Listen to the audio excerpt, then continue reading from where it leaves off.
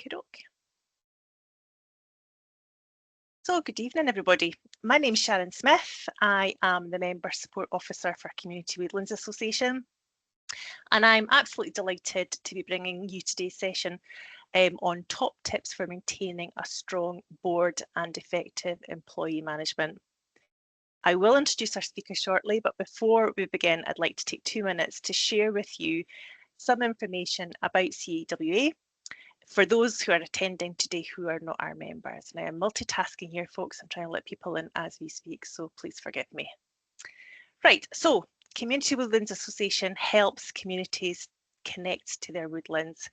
We currently have 180 members, most of whom are community woodland groups who own or manage woodlands in Scotland. One of the benefits of being a member of the Community Woodlands Association is that we advocate in the political area on behalf of our members. Recently, our director, Andy Rockall, represented our members in the Rural Affairs and the Islands Committee, for example. We provide support and advice to communities who are looking to start up a community woodland group or who already have a woodland and are looking for ongoing support. We connect and join the dots for our members, which is a huge part of our role, which we achieve through listening to our members' needs and then support with training sessions such as this one, exchange visits, mentoring programmes, and we have our annual conference. We provide professional support from Pierce Voicey in our team, who is our professional forester. He is able to provide peer advice and consultancy to any of our groups. And we work in partnership with strategic partners across Scotland to make it easier for our communities to be actively involved in woodland management. And if you are keen or interested in finding out more about joining CWA, then please scan this QR code and I will put the code in the chat as well at the end of the session. So back to today's webinar. At last year's conference, we became acutely aware through our conversations with our members that sustainability of boards, board member relationships and managing woodland group staff were ongoing issues for most of our groups. In response to that, we're delighted to bring to you today the session with James Hilder. James may be a familiar face to some of you. He's had voluntary roles with Soonart Community Company and Foundation Scotland, and a 13-year stint with Mull and Iona Community Trust.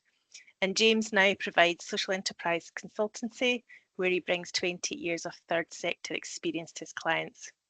He also delivers programmes for the Social Enterprise Academy, including a range of leadership and entrepreneurial programmes for social enterprises across Scotland, with a particular specialism in coaching directors and senior staff. James, I'd like to thank you very much for coming along today, and I'm going to stop sharing my slides so you can start sharing yours. Good to have you here. Thank you very much, Sharon. Delighted to be here, and yeah, giving you, a bit of a chance to have a chat and a catch up. Just let me just see if I can, if I'm going to be able to share my slides for a second. I was having a little bit of technical problems earlier. What are you seeing at the moment? Nothing at the moment, James. It's still just everyone's. My whole screen went bonkers then. 1 second. I'm just going to reduce the gallery size. Excuse me a minute. I do hate it when speakers come online and says to do something like that and it doesn't show. There we go. Yeah, there you go. All done.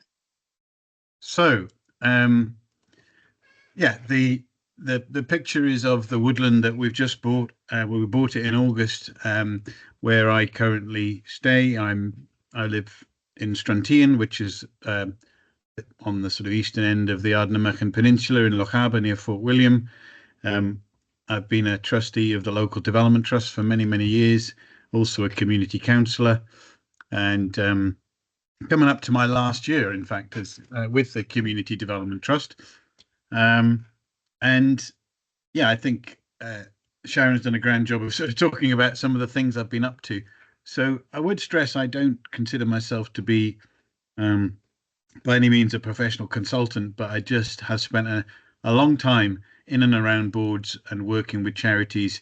So today was just an opportunity to put together some slides and give you a chance to talk through some suggestions that I've come across in my own experience. So I will try and yeah, I'm probably just going to talk a fair bit because we don't, with this number of people and the recording, if we break out into breakout groups, that stops the recording and it all becomes quite jilted. So contrary to the way I prefer to run these things, I'm probably just going to do a bit of a talk, but I would very much like people to put their hands up, ask questions.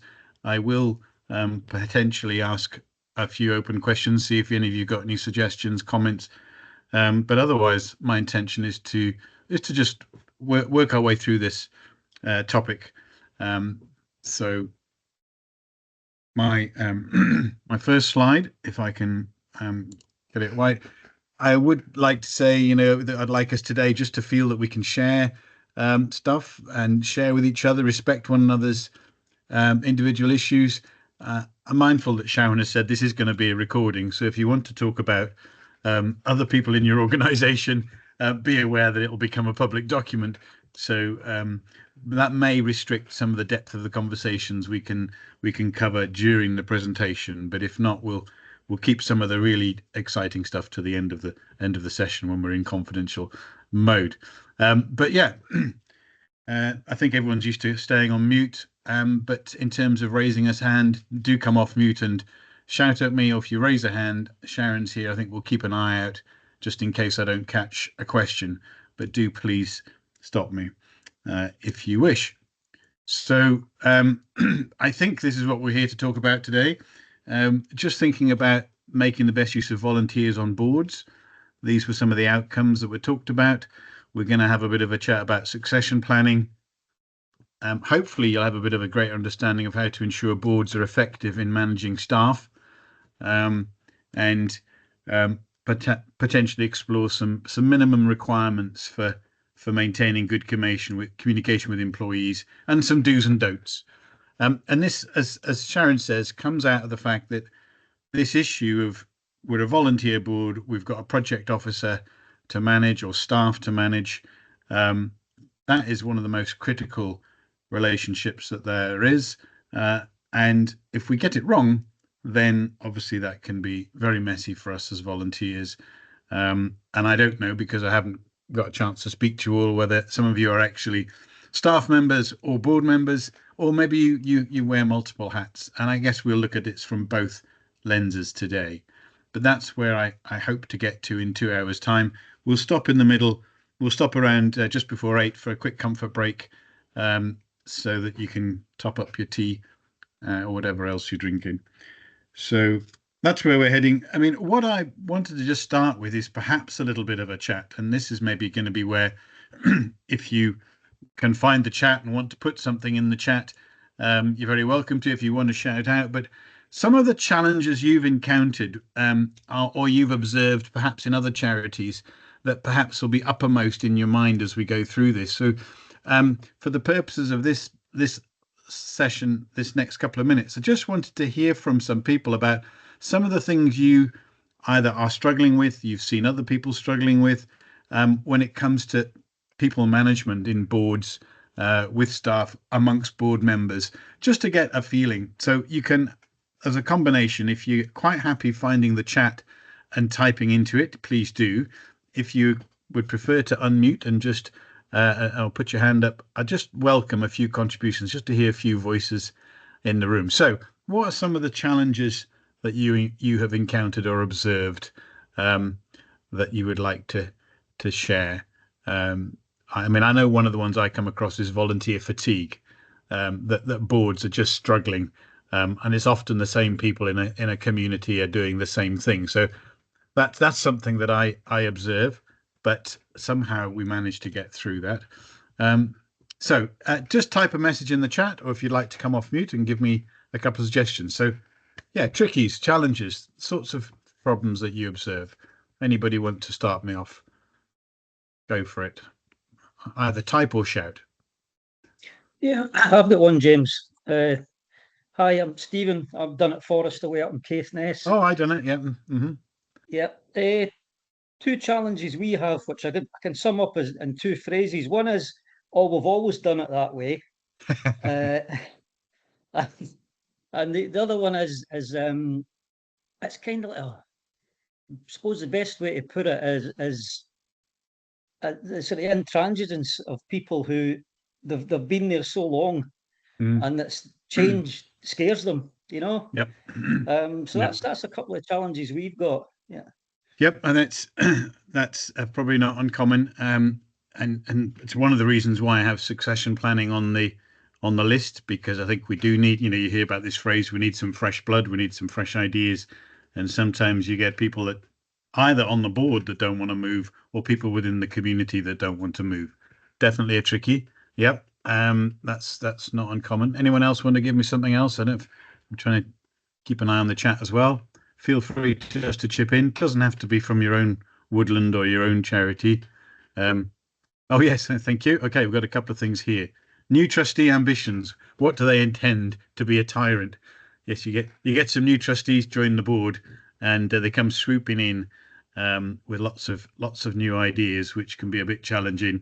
And some of those may well have a great deal of merit, and others can just prove such a turn-off that it could be challenging. At least that's how I'm interpreting that. Thank you, Jack, for posting that. Any others, whether it's staff management or trickies within boards, feel free to chip in. Sharon, again, if you've gleaned anything from CWA conferences, things that you've come about, do chip that one in. Sharon's on mute. Helen's just mentioned personality clashes, lack of communication, definitely. And I guess that is one of the Achilles heels. We can't always pre-select who we end up with on community boards. And so that can be very tricky. Yep. Sharon, you're going to say? I had conversations with people talking about not knowing how to manage their staff. If they're a community woodland group of some size or part of a wider development trust, and have staff, not knowing how to manage their staff is a real thing for those staff members. Because often we might join a charity because we're passionate about the cause, and then suddenly we find out that we're now responsible for line managing 1, 2, 3 project officers, and actually line management, it may not be part of our skill set. We might be passionate about, childcare or, oak trees, but actually suddenly line managing somebody. Yeah. Paul has mentioned their conflict of interest, which is again one that comes up, although hopefully most of us will have processes and procedures. I find what's often the problem there is that actually the chairperson of a meeting doesn't openly encourage any conflicts to be shared, potential conflicts, so that they can be discussed at the meeting. But I appreciate that sometimes people don't always own up to them, and you find out a little bit later on that somebody had a bit of a conflict that they didn't declare, and that can be tricky. Okay, that's good. Anyone else got anything else they want to add? I mean, this is all interesting. We'll try and cover some of this, but I think it just highlights the challenges. Thank you, Sharon. Personal interests versus community interests, not being able to manage wider community disagreements during a consultation. Yeah, I mean, for many of us that are involved, I don't know all of your organizations, so some of you may not be from community-led charities as such, but if you are, then there is a tricky, isn't there? Because if you're a board trustee of a charity and it is there to try and deliver services and projects for the benefit of the community, but sometimes you might have to charge for a service, whereas the community would like it free. And there's a mismatch, isn't it? You have to try and keep the organization afloat, and that may go against the wishes of the community. And so this is a time when, as board directors, sometimes we have to stand up and be counted, and that can be uneasy for some of us. And one can fall into the trap of, oh, we better go and check with the community, we better consult with the community, and then you end up with sort of consultation fatigue, rather than recognizing that, hang on a minute, you've been elected or appointed as a board member. Your job is to run the charity or the organization, and sometimes you have to take decisions that won't please everybody, and it's about being sure of your position, I think, and that comes from good processes and procedures, which we will come on to. Well, that's good. I'll try and keep a note of some of those in my head as we go through. Thank you very much. Anyone else want to chip in anything before I move on? But that's given us a slight flavour of some of the slings and arrows of outrageous fortune that we sometimes occur. Great. Well, thank you for those. And thanks, Stephen, for speaking up. That's good. It was good to hear a voice or two. Okay, let me just have a look at the next slide. I've got a list of some of the things that I've come across in my time. So I'll just have a look at some of those. So, yeah, personality differences you had, board members unable to commit time. So people say, oh, I'll go on the board. In fact, this has happened to me on one of my committees just this year that I'm involved in. And he's a teacher, and of course he gets involved in exam times, and he's had to throw his hands up and say, actually, I can't commit. But it took one of us to actually go and sort of chase him up and say, we need your help here, and you haven't been to meetings, and where you're at. And he said, oh, it's a fair cop. But what it needed was a nudge. He felt if he didn't tell people, it would be all right. But we actually had to go and say to him, what's going on? Line manager can be micromanaging, so it's about getting the balance right, isn't it? If you are the trustee responsible, how much do you let the employee get on with the job, and how much do you need to keep on top of the workload?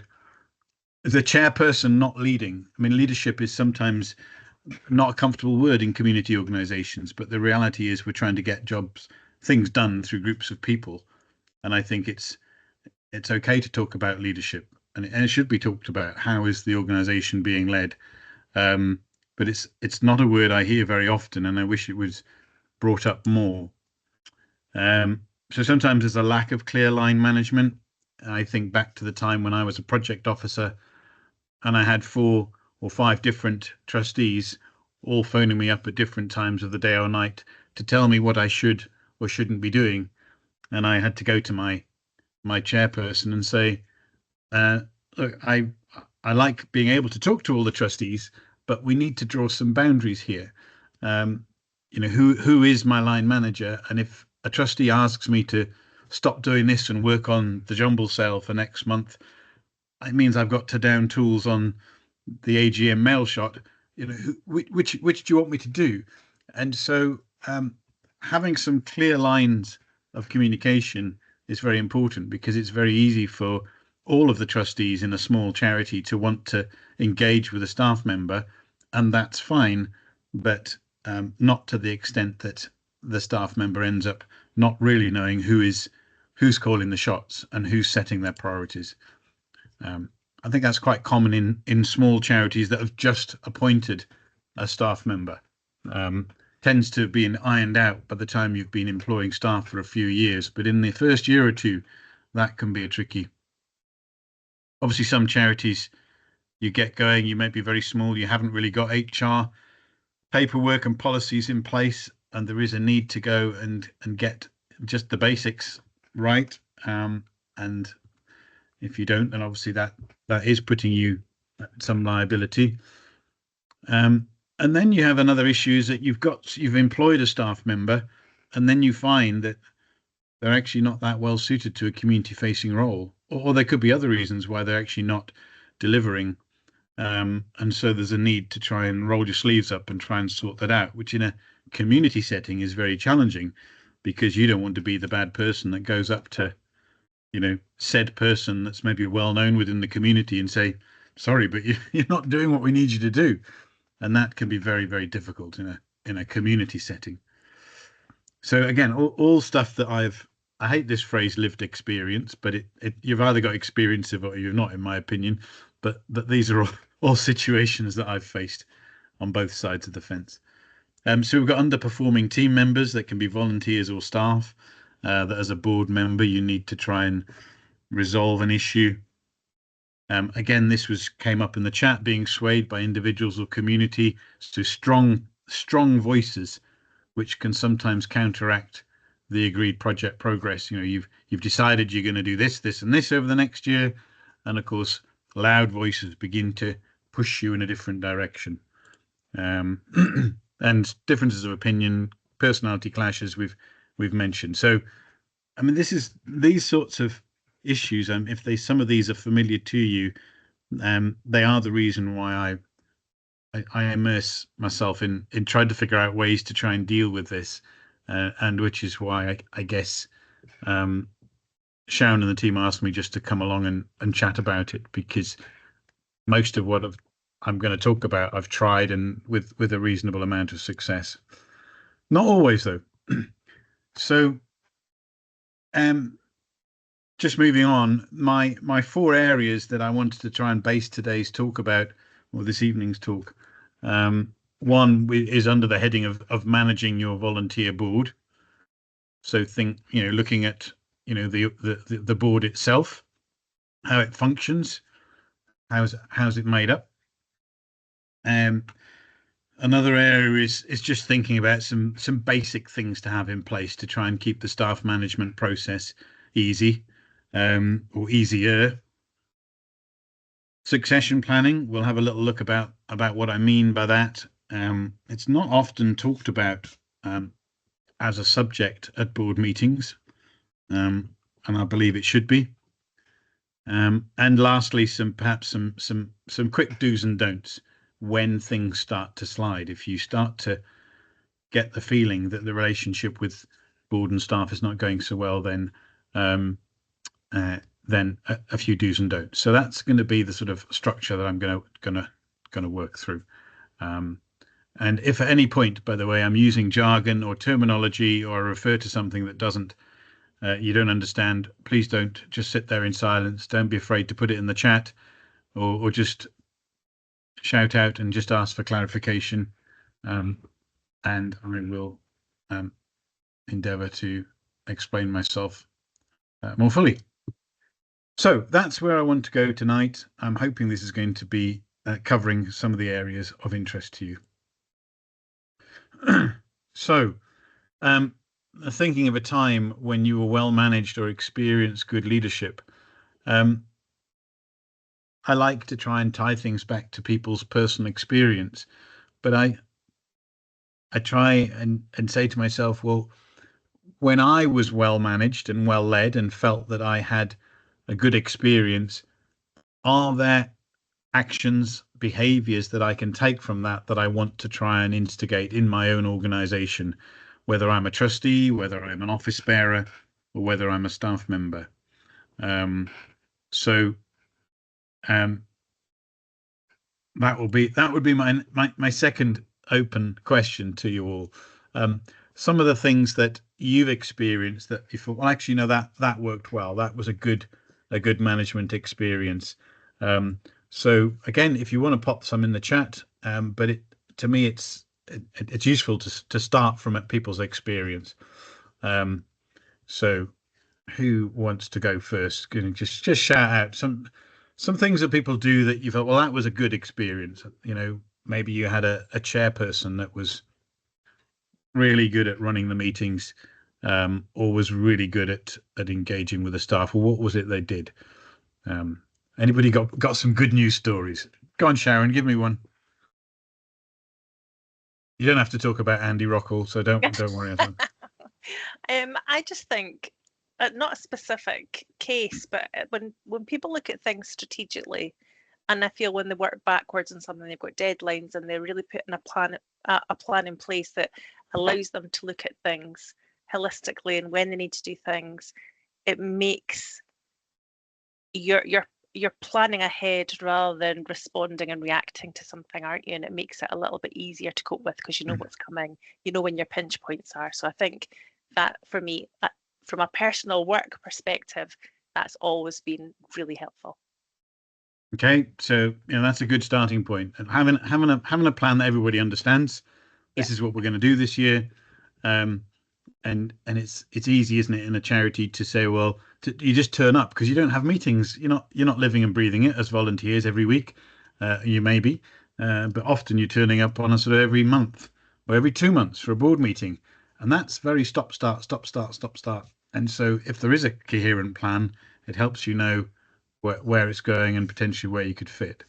Yeah, I think that helps. Anybody else got any examples of where they feel that management and leadership has gone well for them, and they can cite that as a good experience? Just to pick up a few tips.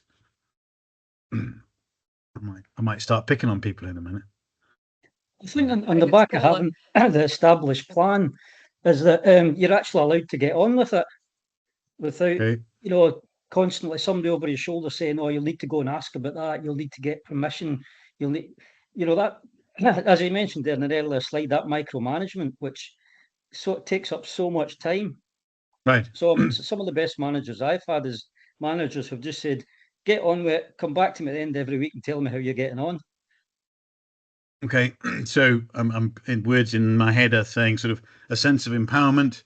You've got the boundaries, you can get on and do it, whether it's as a trustee, feeling that you've communicated with the community, you've got a broad agreement, this is what we're going to do, and you get on and do it, or whether it's as a staff member. So yeah, that sort of sense of just being able to get on and make some progress. There's nothing like a bit of progress to build a team together, a board together, is because then you can high five each other and say, yeah, we got that done. Well, that's a good sense of that. Somebody else was just coming in. Thanks, Stephen. Somebody else was coming in, but I didn't hear who it was. Yeah, hi, it's Paula. I was going to build a little on what Sharon said. I think procedures and preparation are so key. And I think one of the experiences I have at the moment is that people provide agenda and anything that might be new that people are unaware of in advance of the meeting, so that people can be as knowledgeable as possible before the discussion. And I think that's particularly powerful when everybody's got awareness. It means that nobody's on the wrong foot in the meeting. It's a really good, sort of having a no surprises culture within your board and the team. So if something's going on, let's share it. It may be something or nothing, but let's get it out there. Really helpful. I mean, I've worked on a committee, and I had a lovely person. She'd been part of the community for generations, it seemed to me, but you could send out paperwork, but she never came back to you until the meeting. And then she would pipe up and say, well, that and that was wrong. And think, well, why did you wait until the meeting to bring that up? Could you not have spoken beforehand? And it was just a habit that actually one discusses things in committee, and nobody had ever said to her, well, actually, it's fine to discuss things ex committee to get the mind out. And so I do, it's that sense of sharing some information is good. So thanks. Sharon's also put in the chat there. Thanks, Paula. Just midway between board meetings about, getting actions done, rather than leaving it into a couple of days before when you said, oh, heck, there's a meeting coming up, I better check I've done my actions. Or similarly, has everybody else been doing them? Well, actually, save doing that by keeping the check-ins a bit regular. And I do think with working with volunteers, it is this stop, start makes it more difficult. And I think the realization that actually you do need to commit a bit of time to it, you do need to dip into those emails regularly and not leave them all to last minute will help. It'll help you feel a bit more in control, and it actually means that the level of communication and discussion at a board meeting increases a little bit better as well. So we've got empowerment, we've got having a decent plan, no surprises, good communication between board meetings. They're all some good things to work on. Anybody else got any little things that have worked for them over the years in terms of managing staff or being managed or managing a board that they'd like to chuck in? And again, we're not making any assumptions that it's your own organisation. It just could be some, a colleague that you admire. So always good to hear a couple of thoughts. Thanks, Sharon. Sharing communications from CWA with trustees. Yeah, that's the thing, isn't it?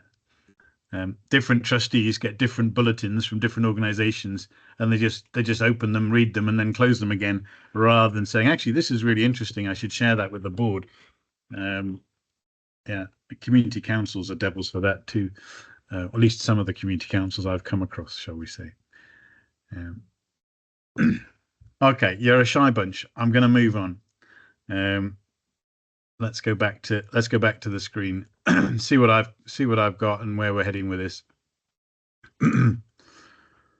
So hopefully you can see the screen now. That should be up there.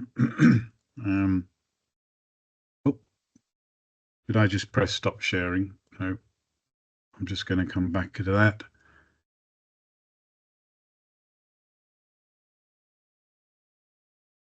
All right.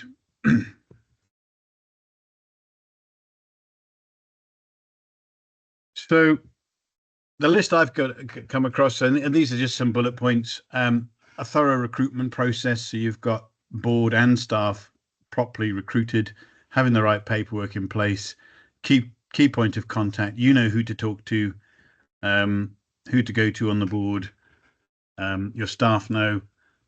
Regular reviews against targets, so that you are monitoring the activities of the board or staff. This sort of feast and famine, just rolling on, and then suddenly gets to the year end and think, oh, how did we get on? We'd better do an annual report or something.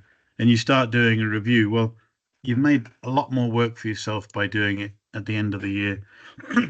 Trying to get a good balance of supervision and empowerment. Reference the last point about being allowed to get on with it.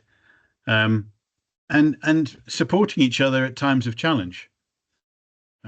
When a board begins to fragment and you've got board members standing up at public meetings saying, well, I didn't vote for that. As a board, if you've made a board decision, you are trying to work for the good of the community, and hopefully if you've managed by consensus, you can support one another. And you do need to support one another if a decision has been taken which you know is unpopular but is necessary. And the same goes for staff members who may be struggling. Maybe they've been to some meetings and they need a bit of support. You know, can a trustee be there for those staff members to help them do their job? And other things, I think, of when an employee feels that there's some scope for development, for actually getting on with stuff, but actually perhaps growing within the job. So that's almost like succession, a feeling of succession for the staff member. So these are all some of the nuances. That's to add to your own about good experiences of management and leadership. And so, you know, why have I discussed that? I've discussed it because I just want you to have that in your head, because I don't think anything I'm going to talk about is particularly new. We kind of know what should be done. It's remembering to do it when we are hard pushed for time. And so maybe there's some quick wins or things we could do as a minimum to try and be more effective. So let's have a look. So things to think about when managing a volunteer board. And that's the brief. The first thing I'm going to say is, you know, if you are a charity, then, you know, Oscar, the Scottish Charity Regulator, has a standard guide about being a charity and being trustees. And I would advocate that if you are a charity, then every trustee should get a copy of that, because it talks about what you should be doing as a trustee. And there's a 10-point plan, and that's, if you like, the basic checklist, and that would form part of your charity induction. So if you're not a charity, but perhaps you are a community interest company, or a company limited by guarantee, or a company limited by shares without charitable status, then similarly there are documentation that's readily available on the basic duties of a director of a company and what you should be doing. And actually there's an awful lot of overlap between the two, but I'm making the assumption that most of you here tonight will be involved in one form of charity or another. So if you're not familiar with that document, then definitely worth going and having a look at that. The other document I recommend people familiarize themselves is the governance code for the third sector. It's been put together by people in the voluntary sector in Scotland. It's a great document, a really good one, and it's a reminder of for us as trustees, things we need to adhere to if we're going to govern the organisation appropriately. And there's those 5 headings: organisational purpose, leadership. So I'm really, as you can guess, as the leadership coach, I'm really pleased to see that word in there. Board behaviour, control and risk management, and effectiveness. And there is a series of notes on that, and I think that's a really good place to start. And for a board to, if you've never read it, to pull it out, share it amongst the board, and think, well, how are we doing with some of this? And so I've put the link in here, and that link reminds me that I will send you, or I'll send to Sharon, a copy of these slides with all of these links in there, so you can go and look these up. You don't have to Google them all, and there's some links at the end of the presentation. So I will share that. I'll try and put them in the chat as we go, James, for you. Oh, okay. But as I say, that if we share this set of slides at the end of it, we're good to go. Just checking, has anybody else come across any good websites that they would go to for some good governance and sort of guidance? I mean, obviously SCVO, Scottish Council of Voluntary Organisations, has a website with lots of good guidance on it. Obviously CWA has its resources as well. But anyone else got any tips? By all means, pop them in the chat if you would recommend a document, but shout out. But those are 2 that I would say is a good starting point if you're looking to brush up where you are as a board. So I will go back to the slides, keep going. If in doubt, keep going, James, don't stop. It's already to 20:08. Gosh, time is flying past.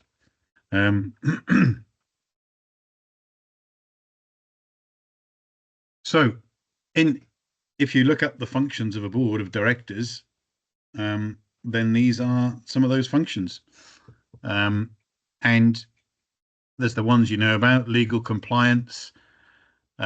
If you are a community organisation, you are trying to carry out the wishes of the community. You've probably done some form of consultation.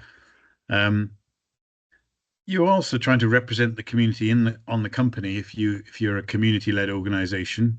So you are there speaking as somebody who is a resident in the community. Some boards will have representation from stakeholders, but the generic ones are about having strategic management. So there's some sort of strategy. There's the operational management of the organisation, fundraising, financial oversight, offering your own expertise and specialist knowledge, and of course that leadership and legacy and succession planning, making sure ideally that you leave the organisation stronger when you leave and you feel you've done your couple of years, 3 years, 6 years, whatever it is. It hopefully is in a stronger position than when you joined it. And I think that should be what every trustee aspires to.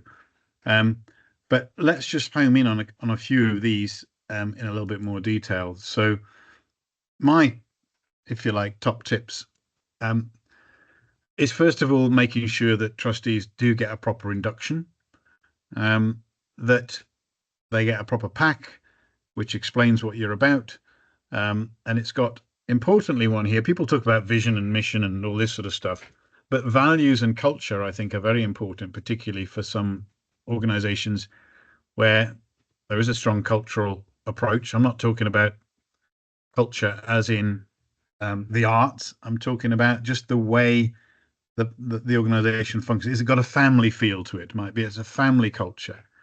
Is it a culture of cooperative value where everybody does their own bit, that we all pull together? Is it, or has it got a more of a hierarchical feel? But I do think a proper induction is a really good starting point, because then you've immediately got your trustees. I've said there, signing a code of conduct. I remember working in a board where one of the directors became really quite exercised about a particular project that we were investigating. It didn't sit well with his own personal values, and he became really quite disruptive, and it was beginning to be difficult for me as an employee. And so fortunately, said trustee had signed a code of conduct, and the chairperson was able to pull him to one side and say, look, this is the way we agreed we were going to behave here. Your behaviour is not in line with the code of conduct. Can you pull your horns in, or do you want to reconsider your position? And he did calm down, but within a couple of months he'd resigned because he just had become completely at odds to the rest of the board.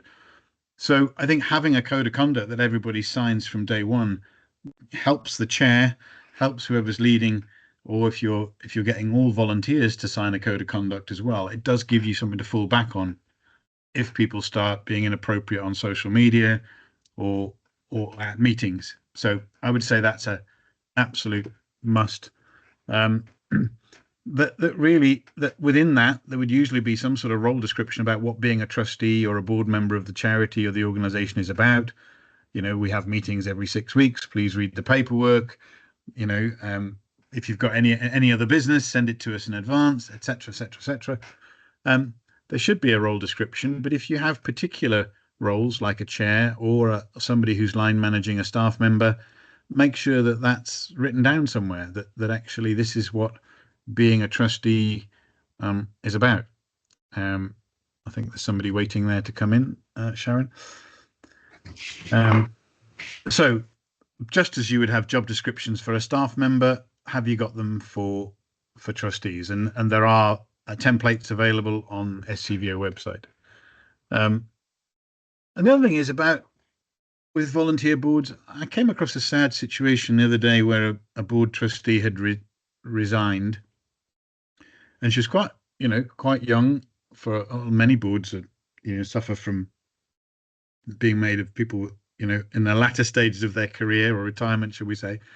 And she had said, look, I just didn't feel I was contributing. I wasn't being given anything to do. I couldn't see a role, and I was really passionate about the project, but I kept offering things and nobody picked up on them. The chairperson didn't pick up on it. So I think it's time for me to go. And it was such a waste because she was a professional person that could have contributed a lot to that project. So I would say, does each trustee have a role? Do they know what their contribution is? If their contribution is making tray bakes at community events, and because they're so well known in the community, great, that's their role. They're a community liaison person. If, on the other hand, they're a whiz at building projects and you're building a new building, well, then they've got a role. Are they very good at people management? Do you want to put them in a volunteer coordinator role? But I do think it's important that trustees can all feel that they have somewhere where they can contribute. So that's something to think about. I'm going to say this more than once. If you have an annual away day, an annual review, as a board, you don't just have board meetings. You get away for half a day, have some lunch, and look at what you're doing. One of the topics could be, has each person on the board got a role? Do they feel like they are giving something? Sharon, sorry, I'm chattering away and not noticing your hand up. Sorry, I didn't want to interrupt you whilst you were speaking.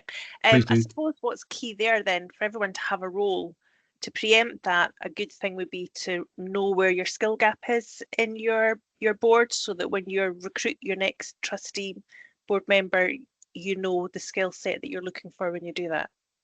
Mm. Yeah. Sorry, I've just pressed a button on my screen and now I can't see what I'm sharing. Sorry, I just need to go back to that. You're absolutely right. I mean, it's again, it's like I said, it's not rocket science, is it? It's just it's about trying to make sure that people, that you've got the round pegs in round holes, so to speak. Okay, keeping going.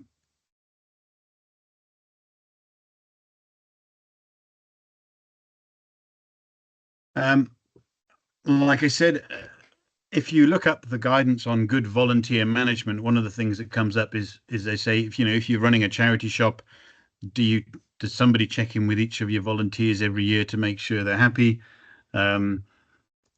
If you're running, I don't know, volunteer footpath builders in your woodland, are people asking the volunteers that they are enjoying themselves, that they do feel they're contributing? I think that every trustee should be asked that question. You can ask it of each other, or you can do it in a group setting, but are we do we feel the board's working well? Do we feel that our contributions are welcome? So I think it's a question that can be asked once a year: is, you know, how are we feeling as a trustee, and also is there more that a trustee might want to do? And that's often the place where somebody says, well, actually, this is going to be my last year, and that's great, because that then dovetails into your succession planning. Or it could be, well, actually, you know, I'm taking a career break at the moment. I'd really like to get stuck into building X or Y. And you think, great, how can we use that person's skills? But it only comes about because the chairperson or somebody's been brave enough to put trustee review on an agenda somewhere. So you'll Stephen, you've got a question, go for it. Yeah, young people on the board. I'm even thinking mid-teens. Good idea, bad idea? I think I'd probably say it was one of the perpetual problems is getting younger people on boards. There is a bit of a push going on at the moment and within certain government circles to try and see how that could be changed.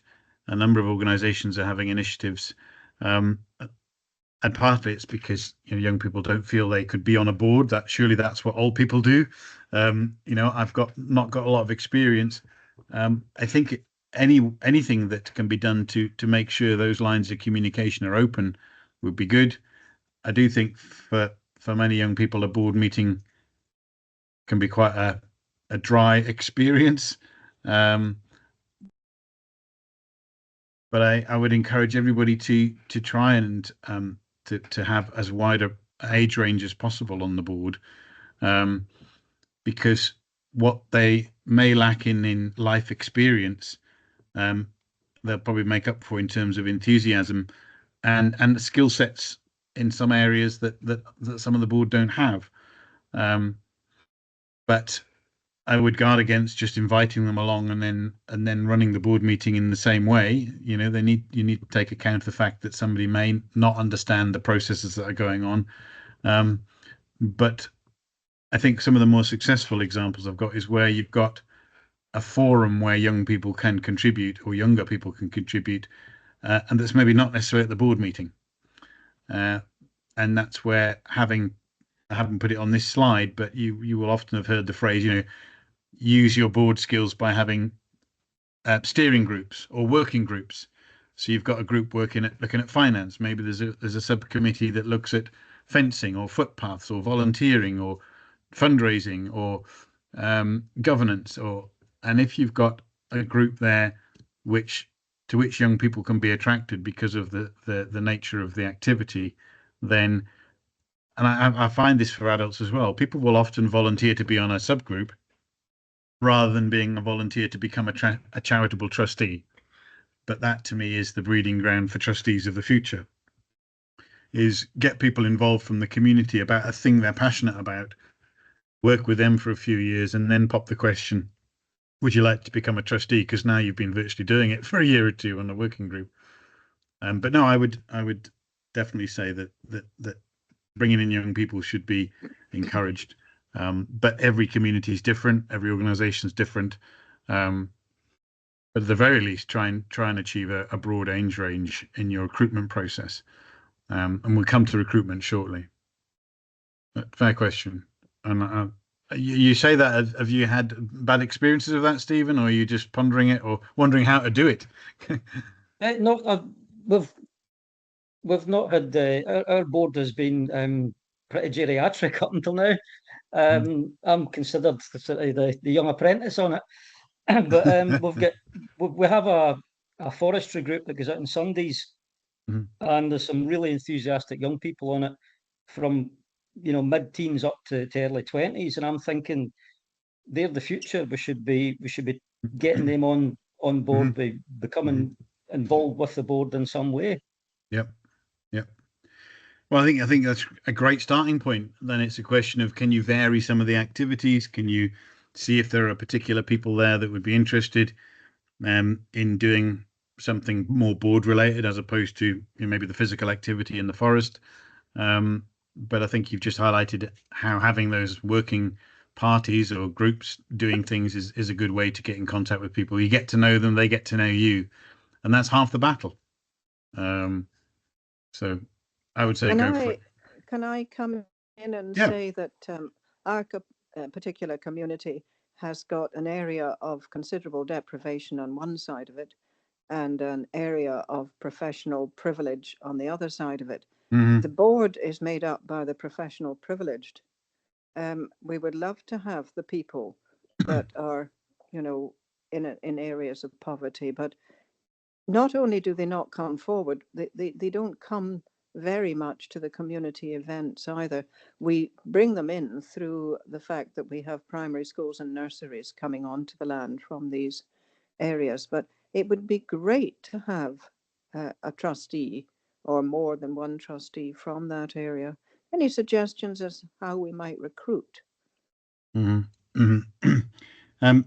I generally find, I mean, obviously other people are welcome to chip in, and there may be others that have done this better than I, is obviously trying to find out what is the thing that is of greatest interest. I mean, you've mentioned the school children, that if that's the key to getting connections with people, and often schools are the way, the children are the link to people.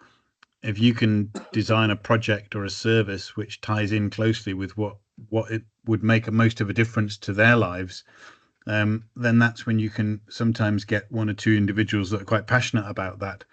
Let's say it's an allotment. Let's say it's an outdoor gym. Let's say it's a litter picking event. Maybe it's some sort of community get together.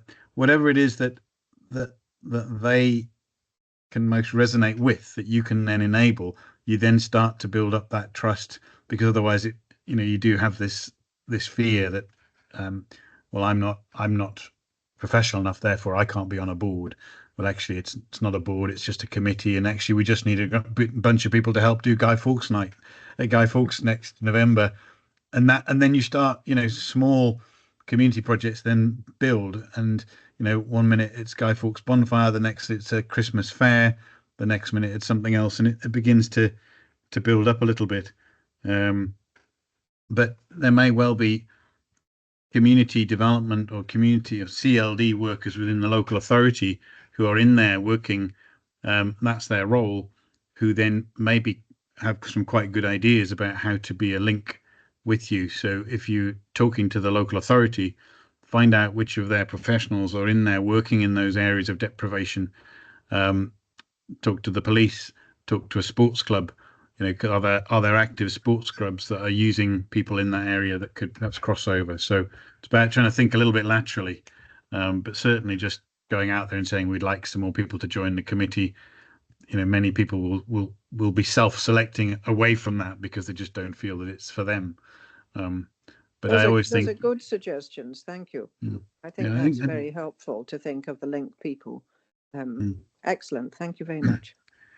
I mean, it's only I've done that before. Is we wanted particularly some young women on our organisation, so we helped work on a project that I was with, which was about rebuilding the play park or creating an adventure play park for the kids, and that brought and I'm not being sexist because it was all the young mums gathered around that project.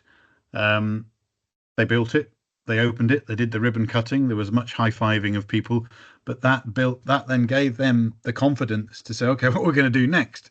And as a result of that, a year later, a couple of those people then joined the board because they'd seen what the community project was all about.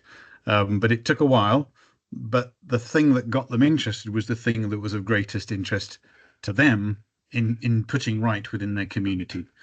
And that's what most people will volunteer for. If you say to people, come and join a board and sit in board meetings all night, people don't want to do that. Say, come and join the board and we can make our community better by delivering X and Y. People then may get involved. Whether it's a village hall, whether it's a green space, whether it's trees, whether it's clearing a waterway, whether it's building a play park, or creating, some sort of community building, there'll be somebody once feels that they would like something to happen.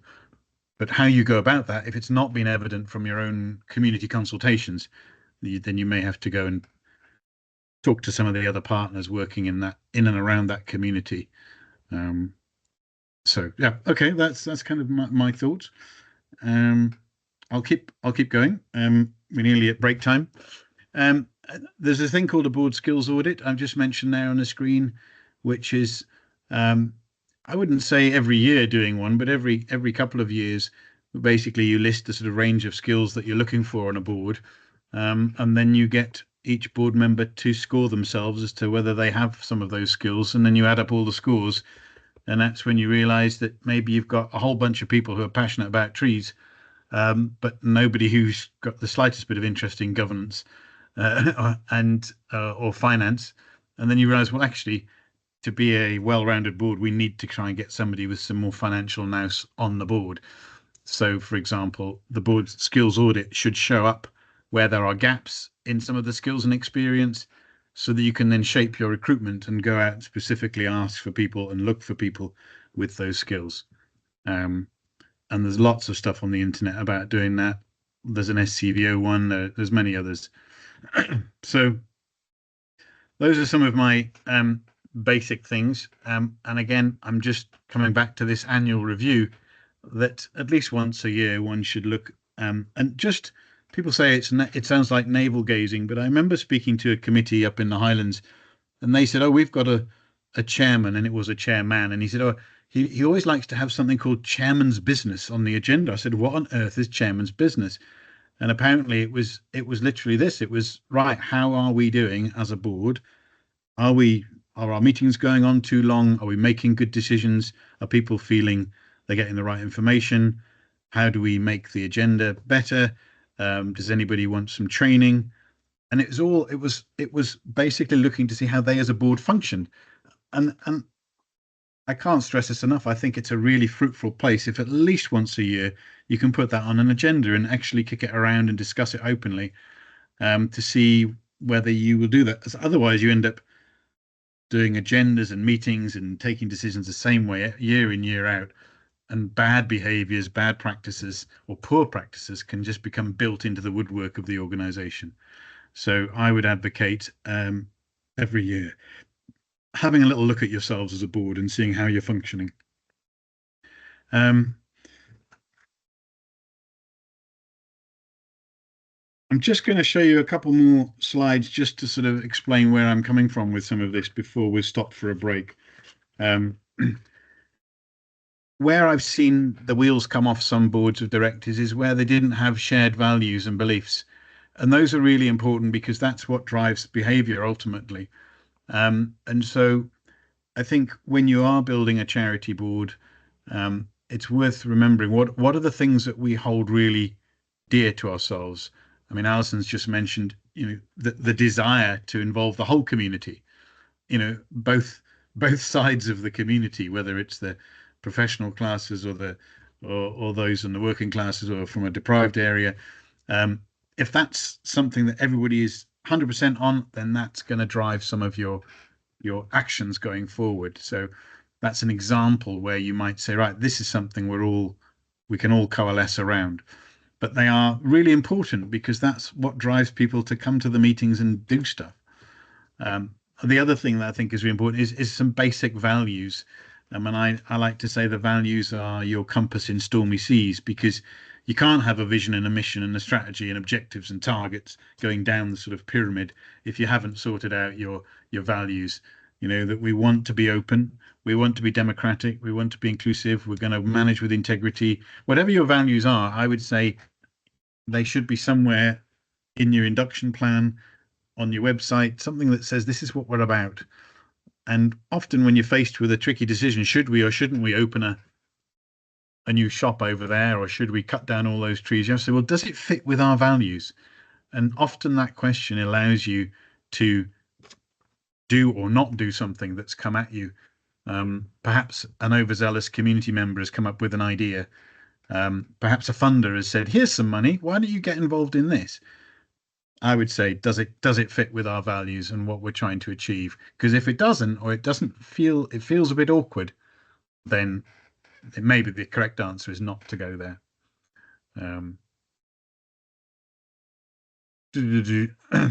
Yeah, I think something that I'll try and be brief on this, but really what I'm trying to say is that there are boards.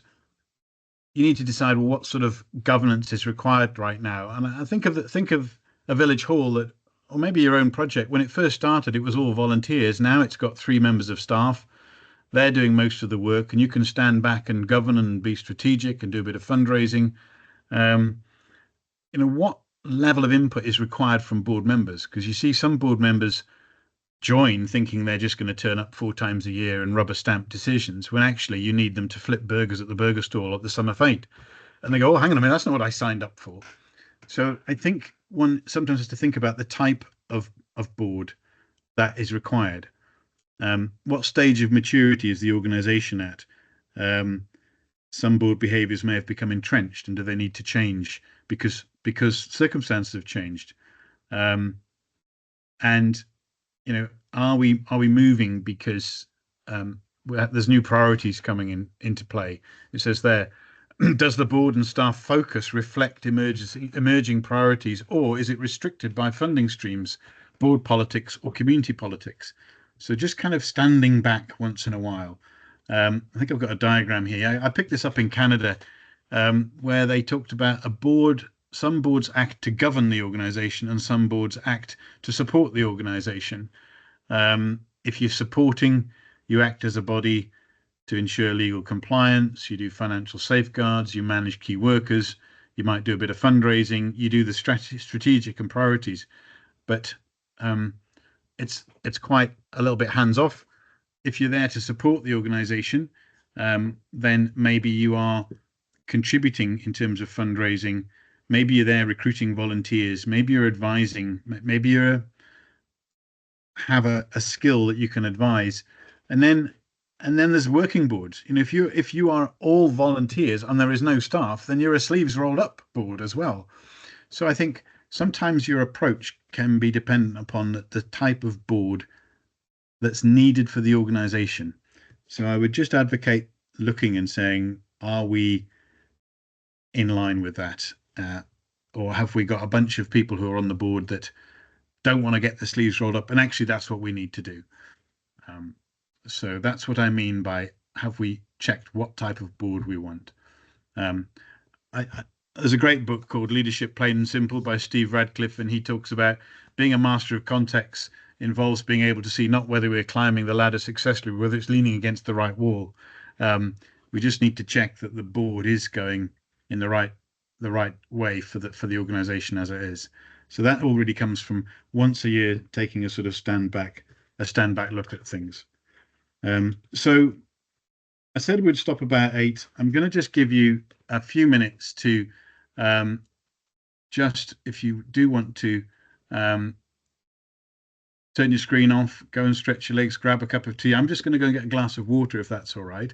So let's just take a 2 or 3 minute break. If anybody's got any questions, you can pop them in the chat, and then we'll just do the last 3 headings. But you can turn your screen off, stay on the call, and we'll be with you in a couple of minutes. Sharon will now sing lightly, and we'll have some interval music. Or if there's a God, she's got some music to play rather than her singing. No, I don't. I'm only joking. Literally 2 or 3 minutes, and we'll see you back here. Thanks, folks. Thank you. And no, I'm not going to sing. I wouldn't do that to you.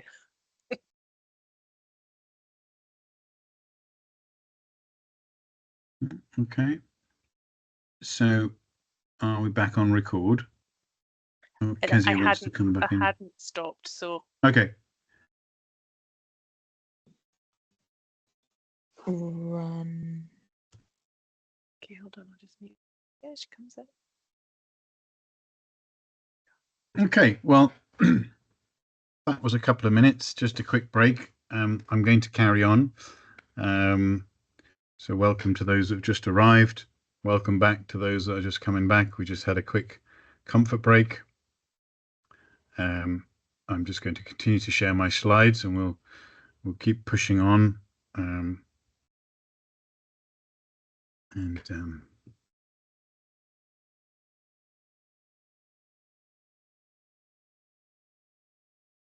Hopefully you can all see that, a slide that says a board is effective when. So this is my sort of summary slide. I think boards are effective when decision-making methods have been agreed. I'm going to come back to decision-making methods.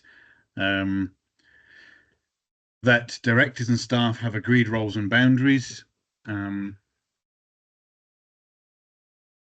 Just last week, I had a member of staff that said to me, "Oh, I've gone and signed off to get new flooring for the porta cabins. It's only 750 quid." I said, "Well, hang on a minute, that wasn't agreed." And what had happened was we'd just not agreed some boundaries, so it was not a problem, but it just made me realise that hadn't been nailed down. Directors have agreed and signed a code of conduct. Meetings procedures are regularly reviewed, and by regularly, at least every year, how the meeting's going, and the board reviews its effectiveness and seeks to improve decision making and communication. And I've got a final one there, addressing the zeitgeist: forming, storming, norming, performing, and adjourning.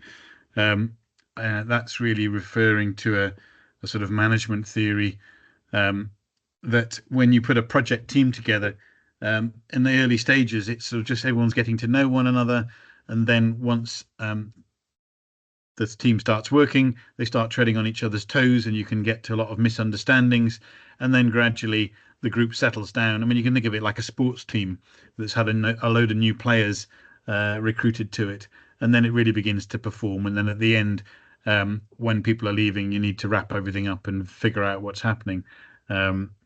I quite like that theory, because some groups do go into that. You lose a founder person, you lose a chairperson, 2 or 3 board members go at the same time, and it can set ripples going, and you need to think, what leadership do we need at that time? Decision making, I mention this purely because some people come from perhaps local government backgrounds, maybe a parliamentary background, local councils, where there's an assumption that you just express your opinion by voting on everything and a show of hands. But there are actually lots of different ways to make decisions, and many community charities tend to prefer to do a sort of consensus decision making. But if you've got something really tricky, you might want to use some different methodologies. Maybe you get out a flip chart and do a sort of mind mapping, free thinking, to discuss all the options. Maybe you do voting and ballot papers. Maybe you have consensus. Maybe there's different theories called the spinning top, solution circles, methodologies for going around the houses and making sure that you've clearly thought through your decision making. The de Bono's thinking hats, Edward de Bono, the founder of sort of the theory of lateral thinking, he proposed using different lenses to look at something. What could possibly go wrong? What are all the opportunities? Let's think creatively, and use different lenses to think of through a problem. So I think it's sometimes worthwhile, particularly when you have new board members coming in, to make sure everyone understands how it is that we do things in the board, because you can get people can have different expectations. So that's my sort of scamper through, and it's probably the biggest section on some things to think about as boards. I wanted to move now to succession planning and think about what I mean by that, and perhaps where does it come into to running a volunteer board. So I think some of the benefits, obviously many of you will have a constitution or legal document that talks about trustees have to serve 3 terms or can serve 3 years, 2 terms only. Maybe that's 6 years in total. Maybe a third of you have to step down every year. Sometimes, increasingly, a rotational basis for community groups is written into constitutions. So the first thing is, it keeps people moving through the organisation. It helps you get the right folk on the right bus and the right seats, to quote John Cotter, who is another, who is one of these management gurus that wrote about leadership and management. You do want to try and get the right folk on the bus, and not to have too many trustees and volunteers that really should have retired a long time ago, or they've joined and what they can offer and what they're there for is completely at odds to what the organisation's trying to do. It helps you plan your board recruitment. rather than, oh heck, it's the AGM, quick, who's leaving, who's stepping down. We need to try and find some more board members. Let's try and do things in a planned way rather than a reactionary way. Helps you get the appropriate skills mix. Like I said, if you've done a board skills audit and you think, well, actually next year we really need to get somebody that is really knowledgeable about childcare because we're going to get involved in that, well, then you go out, try and recruit them. And I think if you do talk about succession planning at your boards, it's a reminder to think about where's the board at. This point I keep making about just reviewing the well-being of the board. So I think it should be on the agenda a couple of times a year, is to think about the succession planning. What you don't want is a lot of trustees leaving all at the same time. And ideally, if you're saying, well, I'm going to be vice chair this year, and I'd be up for being chair in 2 years' time, then what you're doing is building in some continuity. Often in community groups, there's a lot of history, and you sometimes want to make sure that's included. So I think there are a lot of benefits to succession planning, and it's worth doing well. So my top tips: 1, check your constitution. Is it clear? Does it need to be updated? I'm currently working with an organisation that doesn't really have any form of rotation. The chair has been there far too long, and actually purely through personal circumstances stepped down last year. But had they not stepped down, I think it would have been challenging for the organisation to continue. But had they had a revolving process, then that person would have had to retire after 6 years anyway. So if you do have a rotation system in your constitution, then keep a list and make sure you know who's due to step down in so many years' time, and review it every 6 months, not just immediately before an AGM. I openly discuss what leadership skills will blend well with the CEO or the staff team. When you're talking about succession planning, if we say, right, who's going to line manage the project officer, then say, well, it will require leadership, who's got staff management experience on the board, who would be comfortable. It doesn't have to be the chairperson every time. It could be one of the other board members. As I've said, it's something that naturally follows out of a skills audit if you do that every year or two. And it helps you with your board recruitment and selection, which does take time and effort. I think all too often we end up grabbing anybody we can to be on a board, whereas actually I've had some success where you actually interview people and saying, you're always creating an element of competition, that you want to be on this board, well, fill in an application and we will interview you to decide whether you can join or not. And that element of this is a privilege to be part of this organisation is something, in some circumstances it can be quite powerful, depends on the project. But I would advocate not taking everybody that offers to be on the board. There should be an element of selection, just as there would be if you were advertising for staff. You can't always do that when it's somebody elected democratically from the membership, if that's your structure. But if you are particularly looking for a skill set, you can make that clear at an AGM and say, we're particularly looking for people with these skills, because that might sway the way the meeting votes if there is competition for board places.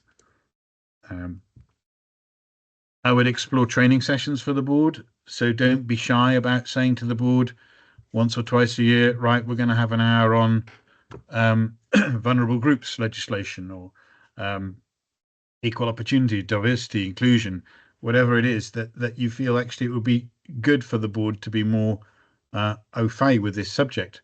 Maybe it's finances, but don't be afraid to say we're going to have a training session. And there it is again, once or twice a year, thinking about your board process. Excuse me.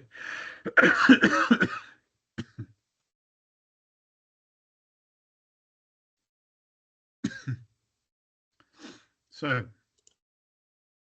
James, you need to stop to go and grab a hot drink. yeah, I've got my water here. You okay? And When I was in Sorry, go ahead, Alison. Simply that we're in the privileged position of having two extremely qualified, well-qualified people, and they have both said that they would be prepared to be chair, and they both have great qualities. And I just wondered if you could give me any advice as to how the board proceeds in terms of having these two individuals. Well, normally, you'd have an AGM or whatever where the new board would be elected, and then usually the subsequent board meeting would be where you then elect the office bearers. So in my experience, it is the other trustees and directors who appoint the office bearers. And I would say that if you are in that position, it's important to agree a methodology. I walked into a situation recently with one of my charities where, unbeknownst to me, I thought I knew kind of what was going on. There was actually a competition, and it actually got really quite awkward. And I said, well, why doesn't each person stand up and say what they want to offer the board? And then we could have a show of hands, and then people felt awkward about that. And I said, well, we can have a secret ballot. And then we felt awkward about it, and it all felt so awkward that one of the people said, it's all right, I'll step back. And that just proved to me that we didn't have a system. So I would think if you've got something coming up, say, look, we've got two people, which is fantastic. We suggest that you have a first and second choice, and then we'll get somebody who's not on the board to come into the meeting and count the votes, and if that's the way you want to do it. So what I would say is have a system, agree a system, so that when you get to that meeting, everyone knows what's going to happen. Because but it could be that there are some other things, other factors, like other skills that they have, projects that are coming up over the next couple of years that might make one more suitable than the other. And so some of the things I've suggested in terms of leading up to that sort of conversation might inform the meeting. But yes, I would say at the end of the day, it's going to be down to what everybody feels is right. But whatever you do, have a system in place, and it just needs to be one that works for you. Yeah. Just don't go blundering into it, because then power and some prejudices could creep in. But I think if you're clear cut, say, well, this is going to be the fairest way to do it. There may even be something in the constitution that tells you how to do it.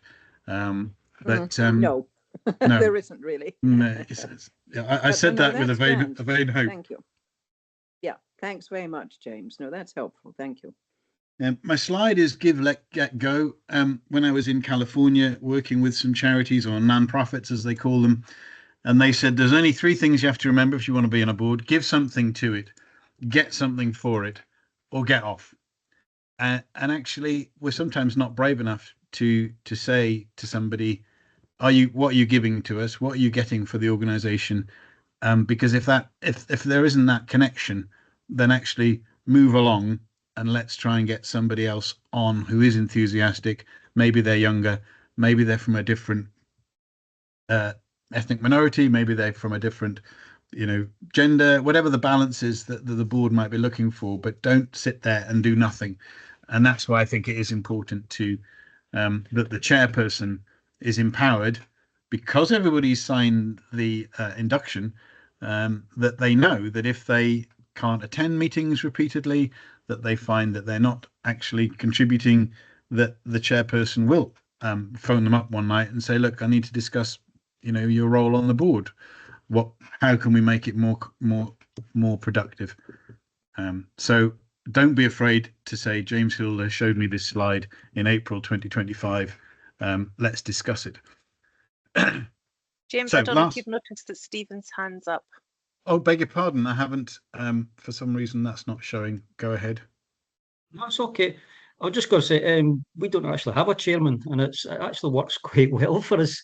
But the question I had was, is there a kind of golden number for the size of your board? And is there a minimum where you should start to think, it's time to panic a bit? Sorry, I didn't see your hand there, Stephen. I don't think there is. It very much depends on the organisation. I mean, they will say that the basic to set up a board is 3 people, so that there's always going to be a majority vote if it comes to it. Many community charities, I mean, I've got 14 people on one of my boards, and that still works well, but obviously you need processes. I think 8 or 9 for a community board is quite a good number. When you're getting down to 5 or below, you only need somebody to go on holiday or for a couple of people to be off sick, and you're wavering quite close to making quite focused decisions with only a few people. So I wouldn't say there's a golden number. It very much depends on what you're trying to do. But if it's a community organisation and you're looking to have a reasonable number of people in a room, then I would say, once it starts getting to 5 or 6, then you're beginning to get a bit trim. But again, it very much varies. I mean, on one of mine, we've got 2 representatives from somebody from the community council or somebody from the local authority or somebody from the enterprise agency. You sometimes get reps, but bear in mind, reps are there to rep. They're not there to roll their sleeves up and cook burgers and plant trees. So they'll often approach a board with a different mindset to community volunteers. So sorry, I can't answer that question. Shall I just crack on? These are my last 2 sections that I wanted to cover in the last half an hour. So minimum management practices. So, obviously you need to, when you are employing staff, you need to have a contract with them, basic terms and conditions. So they know their holidays, they know their reporting, they know their expenses, they know their pay as an absolute minimum. Ideally, you are creating some sort of staff handbook, or you're able to point to the statutory guidance if you don't have a staff handbook. But obviously the step between employing a contractor or commissioning a contractor to employing a staff member is a big step and mustn't be undertaken lightly, because obviously immediately you're employing a member of staff, you are then taking on the liabilities of being an employer. And it's the realization that you do need to make sure somebody is looking after the paperwork and somebody's looking after the leadership and management of that person. Make sure, of course, that staff job descriptions get approved by the board and everybody understands it.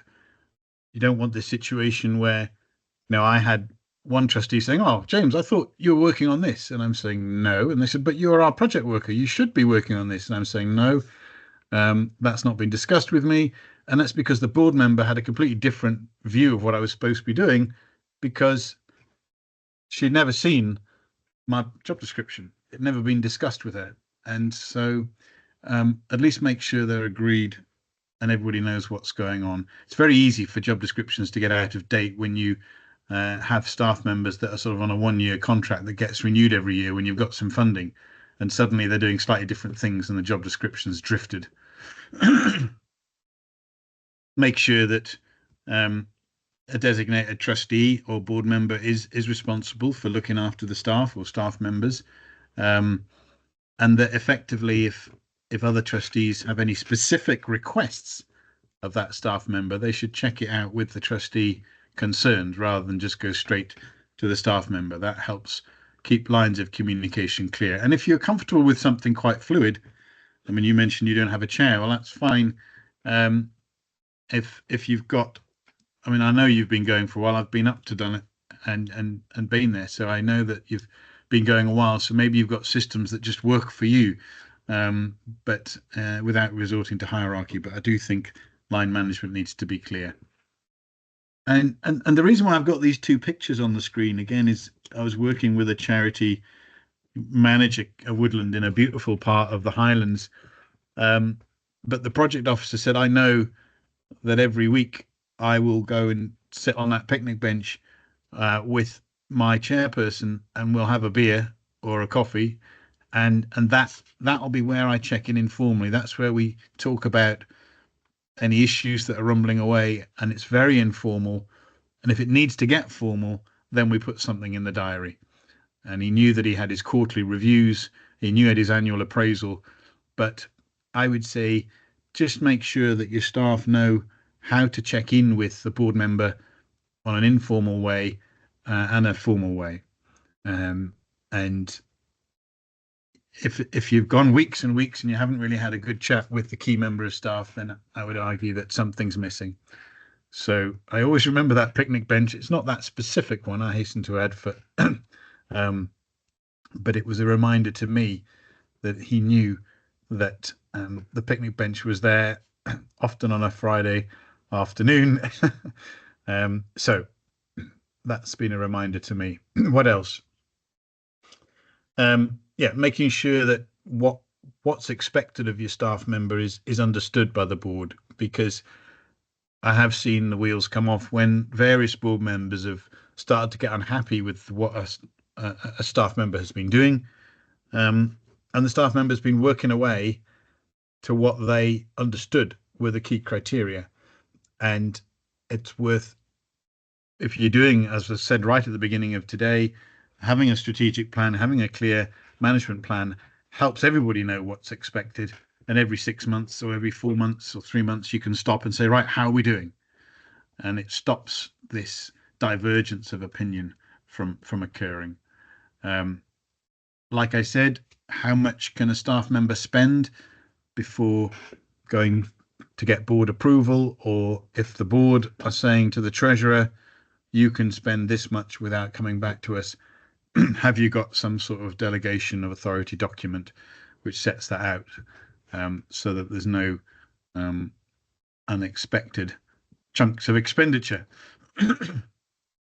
And I should say that can also mean authority over other members of staff. You know, who's managing who. It's not just about money. Are there agreed process for informal grievances and formal grievances? So it's a bit like my picnic bench. If I sense as a staff member over many years, if I felt there was a way to raise something with my line manager who happened to be the chairperson, then I knew I could phone them up and we could have a chat. I didn't have to put it in writing, and then we would agree, did it need to become more formal or not? So I think where there's a grievance, where you generally feel this is not going well, have some sort of understanding about how that's going to be raised. If you've never had that conversation and suddenly a relationship with a staff member and a board goes not well, or starts to deteriorate, it can jump suddenly to a formal grievance process kicking into place, and then somebody else on the board says, oh, we're going to have to get an HR consultant in, or we better phone our HR people, and it begins to snowball, and you then end up incurring cost, when actually it may well have just been a communication issue that could have been solved before it escalated. So I'm a great one for making sure those lines are there. Again, I mentioned leadership earlier, and don't be afraid to discuss leadership skills and how they will blend with the staff team. And I think, you know, one of you put in at the beginning of today's talk that personality differences occur. I think we can guarantee it's going to happen.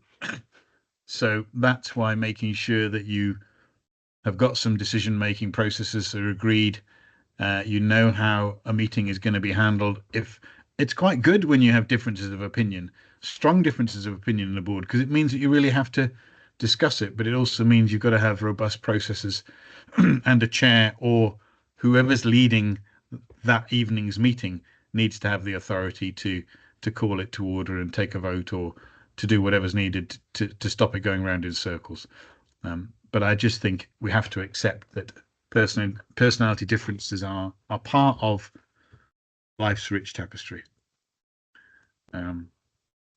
So I'm conscious I'm sort of moving through these, but I'd like to get to a bit of the chat. Some do's and don'ts when there's a bit of a breakdown in communication. And some of this is also partly a bit of a summary of things that I've talked about tonight. So I've said here, making sure you've got the right trustee to hold the safe conversations with team members. Again, I'm advocating an informal first, formal later. So you may have appointed a company secretary or somebody responsible for HR, but is that the right person to go in and have this initial chat with said staff member? Give that some thought, because it might be somebody who has negotiation experience or has a lot of experience of managing staff. They may be the best person to go in rather than somebody who's more of a process person. I've put there, be curious, withhold judgment in favour of understanding the facts. Because there are so many variables in charity work, working for a volunteer board, working for a community, staff members can be under a lot of pressure from community members. There may be conflict of interest issues, as has been mentioned. I think it's very important that when trustees realise things are not going well, try and gather the facts before jumping to any conclusions. And then it may sound glib, but it is awfully easy to be pressurised into a decision because the community's up in arms, or the local council has been on the phone, or something's happening. Item 3, I've said be prepared to examine board behaviours and processes to ensure you're not out of step with staff skills and expectations. Again, this is something I've experienced when I've been involved in an organisation with a lot of experience, and then working for a board that want to micromanage, and there's a disconnect there, because the board's way of behaving before I arrived was in a much more, it was when the charity was smaller. Now the charity's bigger, the board needs to actually step back a bit and focus on some other areas rather than micromanaging. And sometimes when you realize things are not going well, it could be a symptom that the things have gone out of step. So I think be prepared to not just look at the behavior of a staff member, but to look at your own behaviors, just in case the board is not it has gone out of step with what the staff are, because your staff may be very competent and wanting to get on, and just as Stephen said, they're not being allowed to get on with things because the board are used to being much more involved, because in the early years of that charity they had to do everything. But once you employ staff, the board have to step back a little bit. Be prepared for some in-depth meetings with key staff. That's kind of self-explanatory. Build or rebuild trust. So I think trust is very important in community charity work. Do make sure job descriptions accurately reflect the duties and are realistic. I've made that point already. It may be that involving a third party might help. I have been called in on occasion to sit in a room and help facilitate discussions with staff and board members, or between board members. It can be a consultant, it could be a former trustee, it could be somebody from a local enterprise agency, it could be somebody from your local third sector interface, it could be somebody from another community woodland. But sometimes that can help just unlock a conversation that's become stuck. If anyone else has got any other suggestions of things that work for them, then I'd be grateful to hear from it shortly. A couple of comments in the chat, James. I don't know if you can see them. No, I can't. I'm hopeless at running Teams. Can you interpret for me? Sure, I put in something about staff members can be under a lot of financial pressure, especially if their employment is dependent on fundraising and grants. And I think it's key that the board need to be ahead of the game with that and make sure they communicate clearly with that staff member so that they're fully informed. You know, you can employ somebody for a year, and before you know it, you're 4 months in before you've even started sort of proper formal meetings and things. And by 8 months in, the worry will start for that staff member about whether or not they're going to have future employment beyond that year. So it's important to make sure that they get that right for the member of staff. Yeah, and I think that for me, that comes under the stay curious for longer. Make sure that you're understanding what's guiding that person's motivation. If they seem to have gone off the boil, it could be because they're busy writing CVs and applying for jobs because you haven't been able to give them any assurance on funding. But equally, there could be other personal issues going on. And so that's why I think one has to tread lightly before one, picks up the phone to HR and tries to clarify what the issues are. And it is messy because many of us are on short-term contracts, or we're using short-term contracts because that's the way the funding works in our organizations. Thank you for keeping me right. Thank you for the interruption. Please do interrupt me anytime, Sharon. Sorry, there's another comment here from Helen, who says she's currently based outside Scotland and trying to establish a small community group in North Wales. Is there an organisation that you would recommend in terms of learning how to manage a board or volunteer group?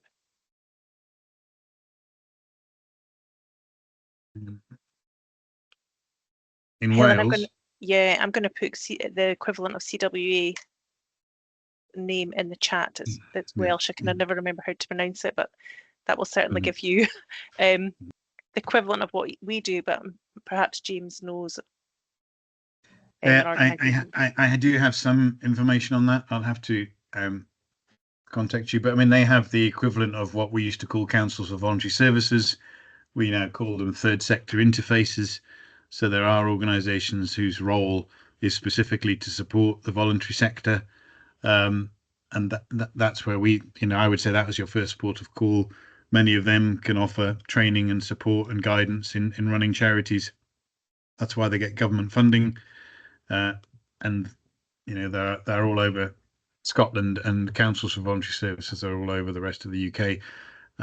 I don't specifically know the Welsh examples. I know there is a social enterprise development organisation within Wales who also may be providing that support. But I can have a little look, and I'll email Sharon when I've checked my facts. I think I've still got this slide up at the moment, which is some don'ts, which I think I've already suggested. Don't assume it's an HR issue. Good leadership starts with good communication. So get talking and listening. Again, you'll not find these in a management book. This is just kind of my own experience. Don't attempt to make changes or reach conclusions without a full exploration and understanding of the facts, which is exactly what we've just been talking about.